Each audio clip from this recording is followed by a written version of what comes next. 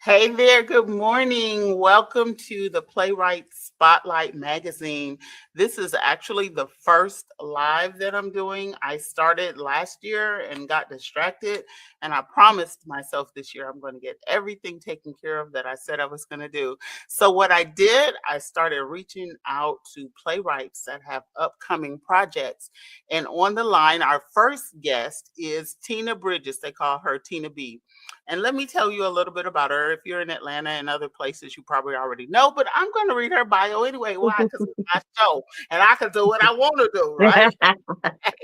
Hello. Okay. So she is the creator, director, and producer of the hit stage play, The Shell of a Man. Tina Bridges is a dynamic force in theater, known for bringing raw emotion and powerful storytelling to the stage. Tina Bridges uses creative vision to highlight the struggles, strength, and transformation of the human spirit and to tap into the mental health of men. So, right on the line, we have Miss Tina Bridges. Tina B, hey. Hey, what's up? So, welcome to the Playwright Spotlight. And Yeah, congratulations for being our first live guest. And thank you. they will see this on Facebook, and there's going to be a live virtual magazine also. It exists. I just need to go ahead and do it.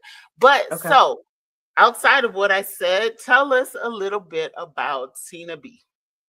All right. Well, I was born in Atlanta, Georgia. I've been here all my life. And in 2012, I started a talent agency, a modeling agency called the Lingale Agency for Models Over 40. And then in 2017, I grabbed my phone one day and decided, you know what, I want to shoot a movie. So I just started shooting movie shorts. It kicked off really well. I started out with this short called Uber Love. I started out with one episode, and everybody kept saying, "What's next? What's next?" We ended up with 10 episodes of that, having a season finale, everything, merch, all kind of things. So I had the bug at that point. I was like, you know what? I just want to shoot everything now. So I just started getting people together, filming, and then I went to 2019. I went into stage plays. And my first stage play was called What Do You Want to Eat? Um, and it was about a women who can't decide what they want to eat. So how can they decide what man they're looking for? So that was the metaphor of what do you want to eat? And then went into the shell of a man, which the shell of a man is about 7 men and their issues in life, mental, physical abuse, um, jealousy, molestation, sex addiction, neglect, all the things that men deal with that they don't have a opportunity to talk about because women seem to shut them down before they can get all their, their talk, their conversation out. So I wanted to have a platform where men can actually speak and tell exactly how they feel, how it affects the woman, and how he can make it better. And so that's what the stage play consists of: 7 men telling their stories about the things that they've been through. And a lot of them been through these actual scenes. So, and the whole stage play is unscripted, which means no script at all. They, everything they're saying is what comes at the top of their head. And then they relive real life situations that they've been through or somebody they know that have been through those topics, but more than likely they've been through those topics. And it just hit home to a lot of people in the audience who's watching this stage play because it's like it's real life to say my husband dealt with that, or my husband drinks and then he gets abusive and then he hits me, and then so it a lot of women can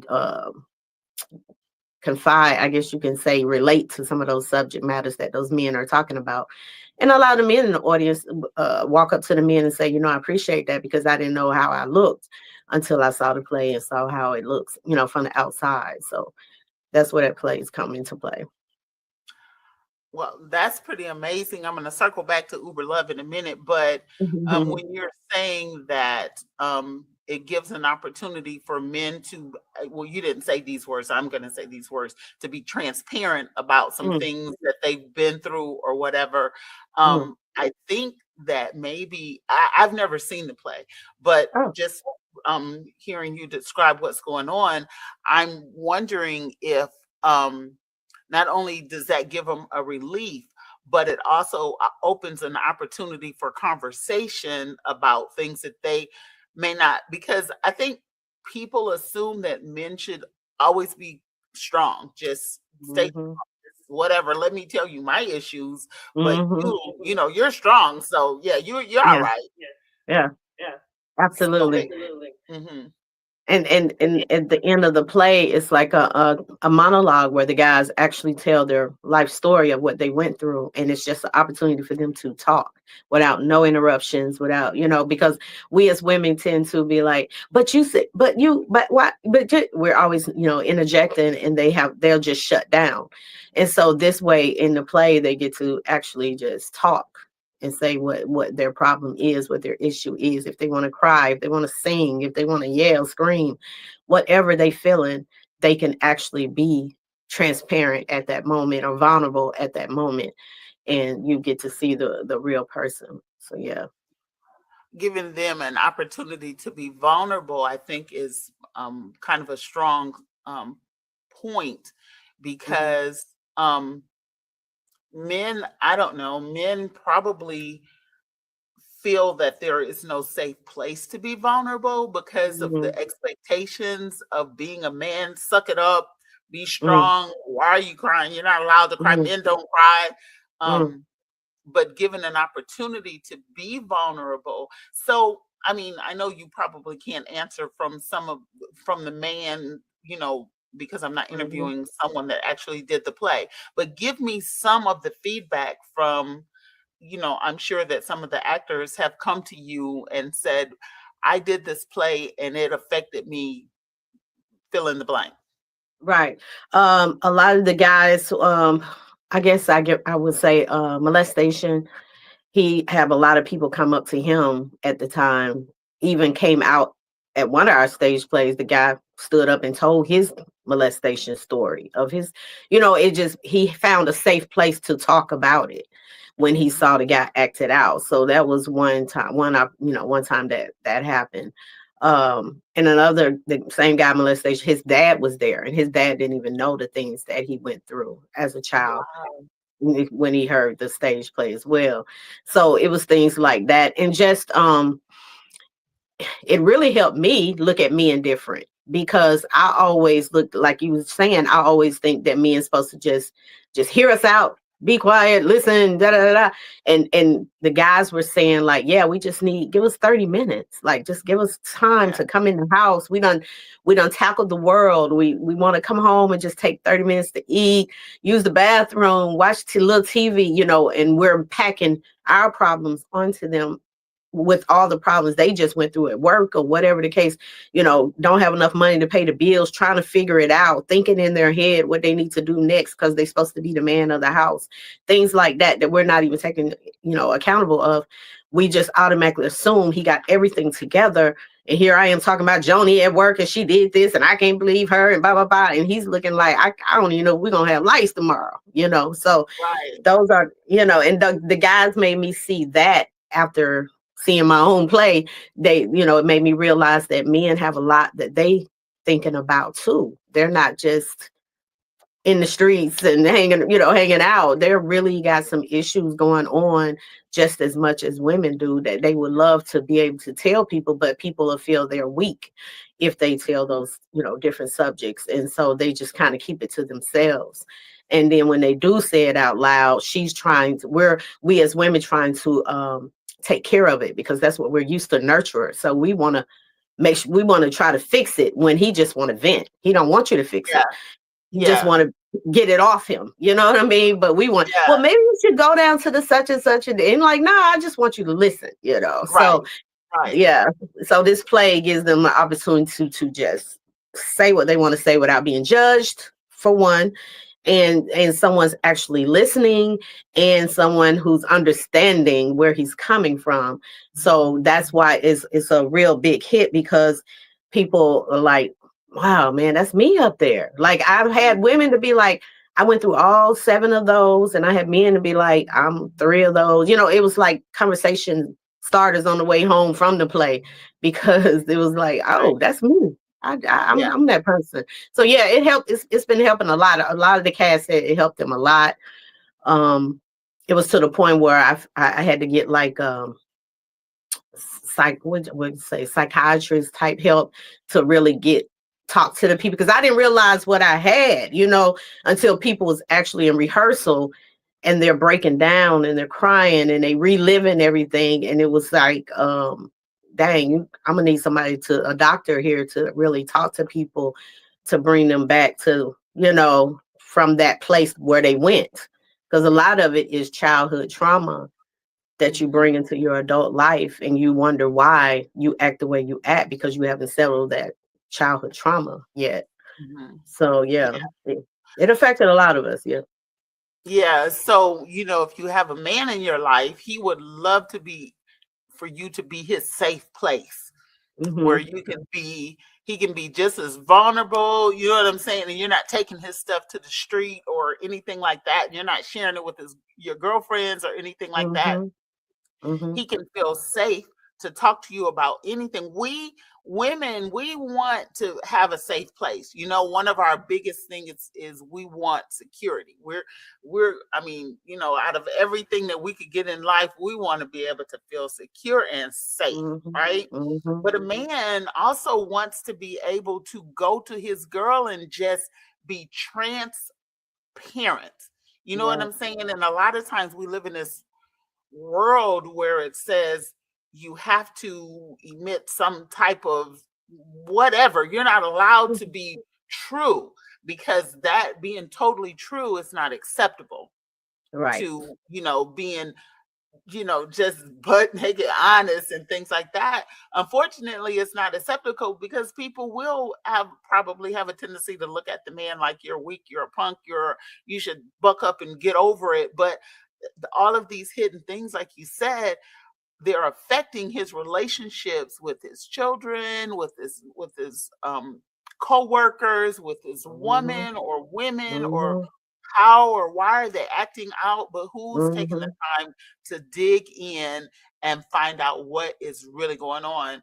So let me see, the shell of a man is coming. So tell us some about that. I reached out because you've got this stage play is coming up pretty soon, right? Right. It's actually will be the 11th time we ran this stage play, actually. So it's coming up July 20th at Uptown Comedy Corner in Hateville at 3 p.m. So tickets are on sale on eventbrite.com. And yeah, we ran this play 11 times, well, 10 times. Just recently we had, about a few months ago, we did the stage play here. And so we running it back again. And it's needed and it's unscripted. So which means that there's no script, which means it changes. So you never know what you're getting every time you come see it. So I have people have been coming like 9, 10 times because it's something different every time. Some characters are changed out as well. So you just never know what you're getting. We add more things to it. So it's like you just never know what you're gonna see each time you come. Because life life is not a cut and dry cookie cutter thing. Exactly. So the flyer says so many men face daily challenges and inner struggles that threaten the very fabric of who they are. And again, that's Tina Bridges' unscripted stage play, The Shell of a Man. It's coming July the 20th. Um, is it 2 shows, 3 and 6? No, it's just one show, 3 to Oh, 6. okay, 3 to 6. And Yeah. she said that's going to be at the Uptown Comedy Club, which is located at 1155 Virginia Avenue in Hateville. Tickets are available on eventbrite.com. Mm-hmm. So, okay, so she has a model agency for women over 40. She's also the creator of Uber Uber love. Uber Love. So, Yeah. all right, we'll get back to Shell of a Man. What is Uber Love? Uber I love. Okay, so Uber Love is the first movie I ever did with my phone, 2017. That's just how long ago it was, almost 10 years now. Wow. But it was one of my models drove Uber. And I said, you know what? What if one day you pick up somebody and your man is cheating with the girl that you pick up? And that's how it got started. So she was the Uber driver. Her man didn't know she got a job working at Uber. So he was over his girlfriend's house. And when the girl called Uber to pick her up, he come into the car too. And she catches him getting in the car with the girlfriend. So he's looking like, his girl, the girl he with, and she's like, what, y'all know each other? So, and that's how it started from there. And everybody was like, oh my God, what happened after that? Because, he got caught in the car. So we came back with episode 2, what happens next? And it just went on. And every time it was like, I just kept adding women he kept getting caught with. He had his main girl and he would make up with her, but then he'll do something else. So it ended up about 10 girls he ended up like messing with or whatever. But it just kept going and going and going. And it's on YouTube and Facebook. At that time, I just put it on Facebook and YouTube. But yeah, it's called Uber Love, 10 episodes, season finale, everything. And everything was shot with my phone. I'm low-key mad at her for going back over and over again because what's wrong? What is it? What? Girl, really? I don't know. So the conclusion, did she ever get some sense knocked into her? What happened? Yeah, well, yeah, you gotta go watch it to see what happened because it's crazy how it ends, for real. So she said Uber Love, it's on YouTube as well as, is it on Facebook, you said? It's on Facebook. Yeah, I'm gonna send you the link so you can go straight to it. I'm gonna watch it, right? So tell me now about, I know this is Playwright Spotlight, but all of these things concern you as a playwright. I mean, you as a person, in addition to being a playwright. So tell me a little bit about the modeling agency that you have. And I have another play too, which is What Do You Want to Eat? So if you want to talk about that. Yeah. You did mention What Do You Want to Eat? Like if you can't make a decision, what do you want to eat? Then you don't know. You can't possibly know what you want in a man. Is that the premise of the play? Yeah, because one day a guy asked me, he said, so what are you looking for? And I was like, I couldn't even answer the question. You know what I mean? Because we be sitting up there like, I want a man, but you don't even, what are you looking for? Right. And I couldn't even answer it. So it was like, dang, what do you want? What do you want to eat is the, the metaphor of it all. Like, you hungry, but what do you want? Right. So yeah, so that's why I came up with that. It's about a young lady who's out there dating, like online, meeting different people and meeting different guys that come in and try to, win her over, so to speak. But she's, no, I don't want him. No, I don't like him. No, and then eventually she finds the one that she really likes. And so that's what the play is about. And then I made it into a movie as well. I'll send you that link too, but it's a movie too. But okay, I think that is the one scene that you brought to the single scene showcase. Yes. I think that's the one because I remember What Do You Want to Eat? And I believe that's the one you brought to the single scene showcase. And Playwrights, I'm going to bring it back. Let me turn a corner for a hot second here. I'm a playwright also. So one of the things that I'd like to do is I've created an avenue where playwrights can bring in one single scene from a finished copywritten project, and they bring in your hottest scene, and everyone brings in 10 guests, and so therefore, if you got a project coming up, you have the potential of increasing your audience reach just because you do that single scene. So stay tuned, Playwrights, for single scene showcases coming. The third one is coming back again.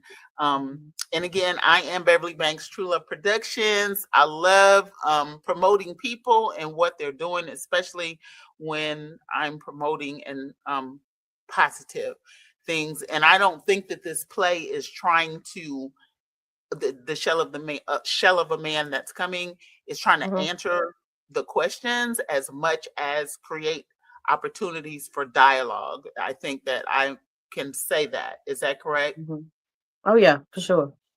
Okay. So again, that's coming to the go give them the specifics again as we close out. Uptown. Yeah, July 20th, 3 p.m. Uptown Comedy Corner, and that's in Hapeville, Georgia. You can go to eventbrite.com to get tickets and just come out and have a great time. Meet the cast, talk to the people.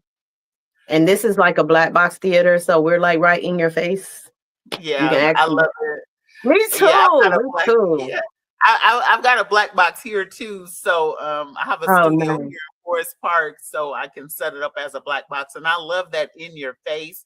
I tell Yeah. people, as a playwright, I tell people one thing about live theater, you get a take one. That's it. A movie you can take 50. Well, you better not, because if you take I 50 know. and it Oh my messing God.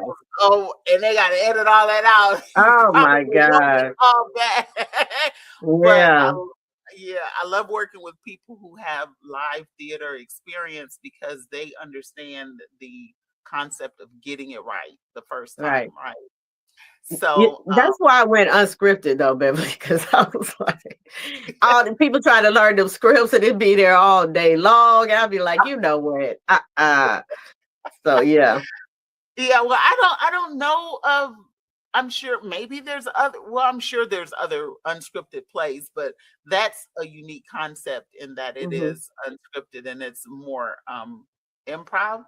Would you say? It's I mean, well, yeah, it's improv, but it's like the whole play is unscripted. Like you just talk in everyday life. It's no, a lot of people think improv is like, you're a dog, go, you know what I'm saying, that type of thing, but it's not. It's like actual, if I was to write it down and you act it out, it's just like that. But I just don't write it down. I just give you direction and you go for it.